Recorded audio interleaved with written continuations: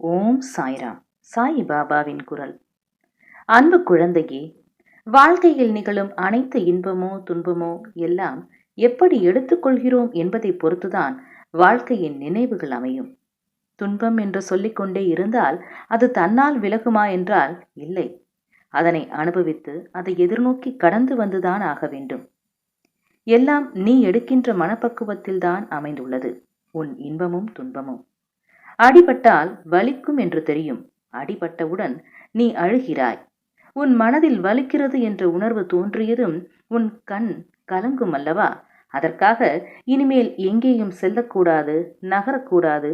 அப்போதுதானே அடிபடும் என்று யோசித்தால் வாழ முடியுமா? அதை போலதான் துன்பம் உன்னை காயப்படுத்தும் என்று தெரியும், அது வலிக்கும் என்று தெரியும். அதை தைரியத்துடன் ஒருமுறை இருமுறை நிமிர்ந்து பார். அது உன்னை என்ன செய்கிறதென்று. எதற்கும் மனம் தளராதே. உன்னால் முடியும் என்றே போராடு. துணிந்து நில். பல வெற்றிக்கனிகளை நீ பறிப்பாய். யாருமில்லை என்ற எண்ணத்தை உனக்குள் ஏற்படுத்திக் கொள்ளாதே. அது மிகவும் ஆபத்தானது. உனக்குள் நானும் எனக்குள் நீயும் இருக்கும்போது அந்த எண்ணமே தவறாகி விடுகிறது. சதா சர்வகாலமும் என் சாய் பாபா என்னுடன் இருக்கிறார், எனக்கென்ன கவலை என்று சொல்லிப்பார். உனது பயமெல்லாம் போய் தைரியம் கிடைக்கும். இதை ஞாபகத்தில் வை. நீ உச்சத்தை அடைவாய். சாயை பணிக. அனைவருக்கும் அமைதி நிலவட்டும்.